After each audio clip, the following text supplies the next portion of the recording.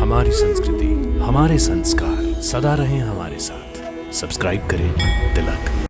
जो उचित और अनुचित का भली भांति विचार किए बिना किसी काम को जल्दी में करते हैं, वो पीछे पछताते हैं। मुझे तुम्हारी वीरता पर और तुम्हारे पराक्रम पर किंचित भी संदेह नहीं है। तुम क्रोध के आवेश में भरत को अवश्य मार सकते हो, परंतु जब तुम्हें पता लगेगा कि भरत पर तुम्हारा संदेह मिथ्या था, तो क्या फिर उसे जीवित भी कर सकोगे? परंतु भैया, जो आंखों से दिख रहा है उसे आप संदेह कह रहे हैं? कभी कभी आंखों से देखा हुआ भी सत्य नहीं होता। राजपद का प्रमाद साधारण मानव को हो सकता है, इंद्र जैसे देवता को भी हो सकता है, परंतु भरत का स्थान देवताओं से भी ऊंचा है। भैया, भैया, भैया, भैया! क्या हुआ लक्ष्मण? आ गया, अपने साथ सेना भी लाया। इन फूलों को छोड़िए भैया, शस्त्र उठाने का समय आ गया है।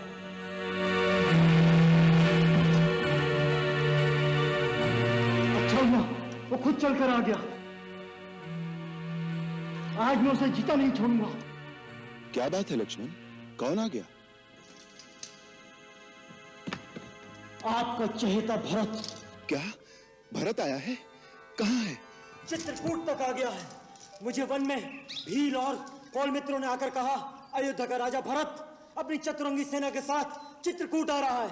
मैंने स्वयं पेड़ पर चढ़कर देखा तो मुझे सच सेना दिखाई दी। अपनी सूर्य पताकाएं लहरा रही थी, साथ में घोड़े और हाथी भी थे। इसका अर्थ है वो अपनी पूरी शक्ति के साथ आक्रमण करने आ रहा है। आक्रमण? किस पर? आप पर। और किस पर? राज्य पाकर उससे राज का मत संभाला नहीं किया। किसी ने बुद्धि दी होगी कि मूर्ख, इस राज पर तो असली अधिकार श्री राम का है, और श्री राम प्रजा को प्यारे भी हैं। एक न एक दिन ये प्रजा तुझसे राज छीनकर श्री राम को दे देगी। बस उसने सोचा होगा इस समय दोनों भाई वन में निस्सहाय अवस्था में अकेले हैं, दोनों को समाप्त कर अपना राज निष्कंटक कर लूं। उसे नहीं पता था कि अभी तक लक्ष्मण जीवित है। क्या अनर्गल बातें कर रहे हो लक्ष्मण? भरत की बुद्धि ऐसी कुटिल कभी नहीं हो सकती। क्यों? क्यों कुटिल नहीं हो सकती? जिसकी मां की बुद्धि इतनी कुटिल हो, तो उसके पुत्र की बुद्धि कुटिल क्यों नहीं हो सकती? यदि उसके हृदय में कपट नहीं होता, तो अपने साथ हाथी, घोड़े और सेना लेकर नहीं चलता। भैया, भरत आपकी दृष्टि में एक साधु पुरुष हो सकता है, लेकिन राजमत पाने के बाद राज का मत किसी से सहा नहीं जाता। अरे मानव तो क्या, इंद्र जैसे देवता भी राजमत के नशे में चूर होकर उचित और अनुचित भूल जाते हैं। आज राज शक्ति के नशे ने भरत को अंधा कर दिया है। वो आपको निस्सहाय और बेसहारा समझकर आपकी हत्या करने आ रहा है। नहीं लक्ष्मण, नहीं। आपको मेरी सौगंध है भैया, आज मुझे मत रोकिएगा। मैं आपके चरणों की शपथ खाता हूं, यदि मैंने क्षत्रिय कुल में जन्म लिया है और मैं सच्चा रघुवंशी हूं, तो आज वे दोनों रणक्षेत्र में मेरे हाथों मारे जाएंगे। जिस तरह एक सिंह हिरणों के झुंड को कुचल देता है, उसी तरह मैं उसकी चतुरंगनी सेना का नाश कर दूंगा। तभी यह मेरा धनुष धारण करना सार्थक होगा। भैया, यदि आज भगवान शंकर भी उसकी सहायता के लिए आ जाएं, तो मुझे राम की दुहाई है, मैं भरत को जीता नहीं छोड़ूंगा।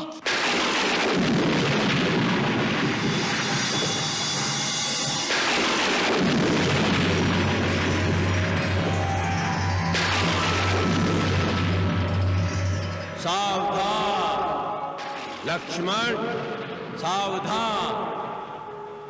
तात प्रताप प्रभाव तुम्हारा, को कह सके को जान निहारा।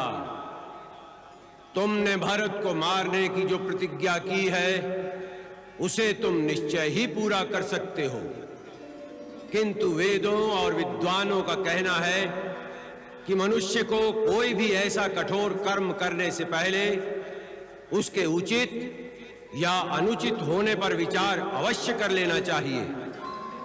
कोई बड़ा और महत्वपूर्ण कार्य बिना सोचे समझे अकस्मात नहीं कर देना चाहिए, जिससे पीछे पछताना पड़े। इसलिए उचित अथवा अनुचित की बात सोचकर और इसका परिणाम क्या हो सकता है, इसका विचार करके ही युद्ध के लिए धनुष उठाओ, क्योंकि युद्ध में सर्वदा हानि अधिक होती है, लाभ कम होता है।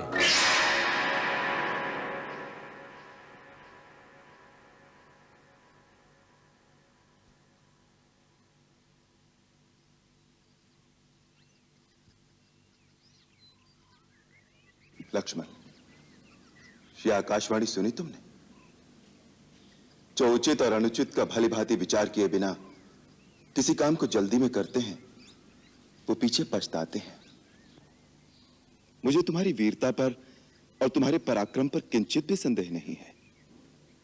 तुम क्रोध के आवेश में भरत को अवश्य मार सकते हो, परंतु जब तुम्हें पता लगेगा कि भरत पर तुम्हारा संदेह मिथ्या था, तो क्या फिर उसे जीवित भी कर सकोगे? परंतु भैया, जो आंखों से दिख रहा है उसे आप संदेह कह रहे हैं?